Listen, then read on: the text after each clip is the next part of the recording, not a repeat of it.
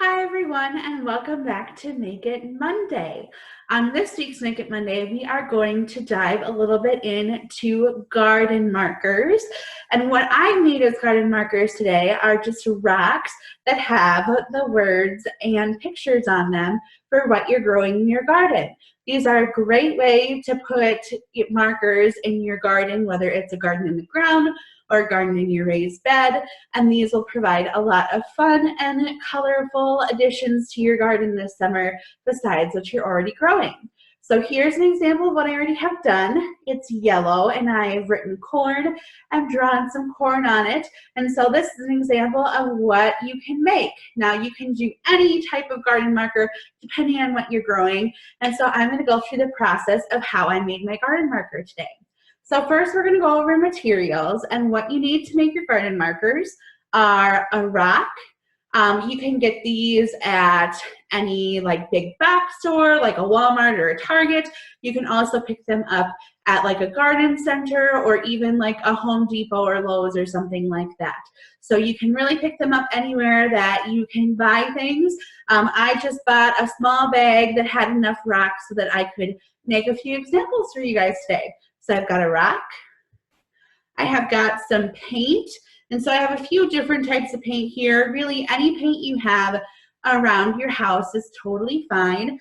We have some old paint samples here today that I'll be using some from, or you can also just buy regular old paint in the craft section of a store as well. I have some paint brushes, which will come in handy for the painting process. I have a few different permanent markers.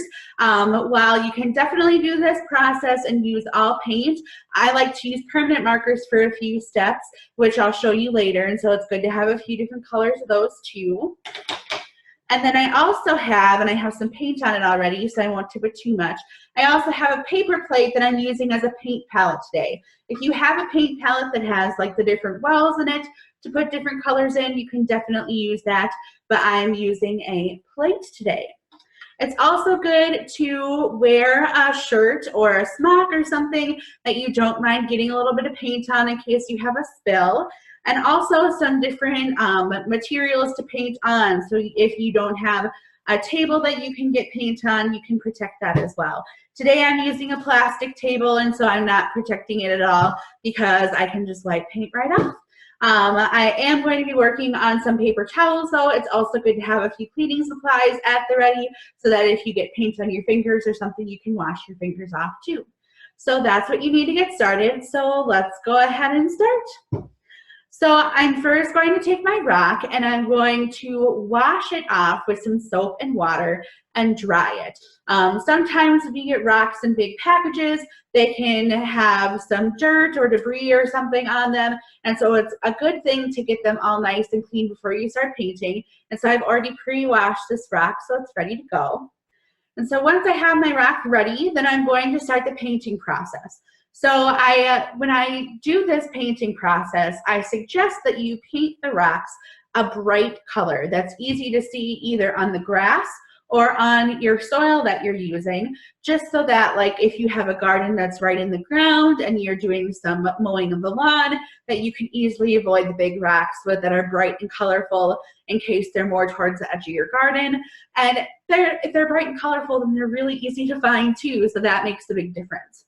So today I am going to be painting my rock this lovely pink color. So I'm going to go ahead and start painting that. So I'm just using a normal paintbrush here. You can use a foam brush or a traditional paintbrush, really whatever you have handy at home or you want to buy at the store. You kind of sometimes have to do a little bit precise painting to get in some rock crevices and grooves. But what you want to do is get a nice good coat on your rock. So I'm going to go ahead and set that down. And since I want to make this video as short as can be, I have already got a rock that is pre-painted and dried. So you're gonna wanna let that rock sit once you've painted it for probably around a few hours, depending on what your directions on your paint say. Some of them can dry pretty fast within an hour.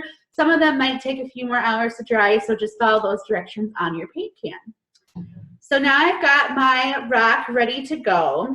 And for this process, you have a few different options for your writing on your rocks what they are going to mark in your garden. You can use paint and go ahead and use smaller paint brushes and write it out and use these to decorate. But I'm not very good with a paintbrush when it comes to writing. And so what I have found to be the easiest is to use permanent markers that you can buy in the store. And then you can just write right on them and then it's done. So this one today, I already have my garden marker for corn that I showed you as an example. I am going to make one for some peas. And so I've got a green marker so that I can write or I can draw what the item is. And I have my black marker so I can write what it is. So I'm gonna go ahead and write peas on here first.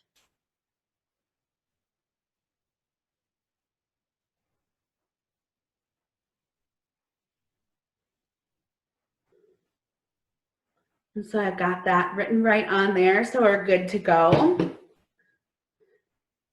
And then I'm gonna take my green Sharpie. I'm gonna add a little creativeness to this here. And I'm just gonna draw some green circles to represent the peas. So with this craft, it's really nice because you can get as creative as you want to. If you just want to paint rocks a bright color and use a Sharpie to write right on them what it is and you want to be done, that's totally fine. If you want to get more creative and put and actually draw your vegetables or whatever you're growing on your rock, that's totally fine too.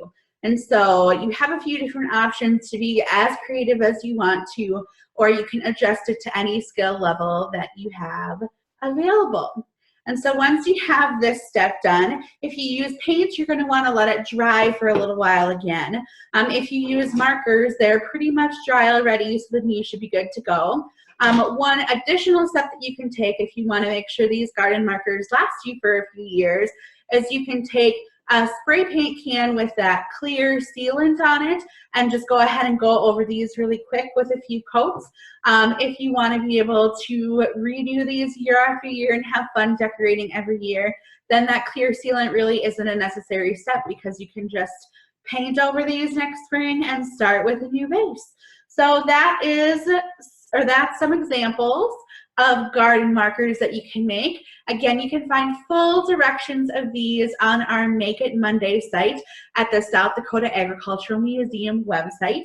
And if you have any questions, you can go ahead and give me an email. And my name is Sarah. I'm the education coordinator.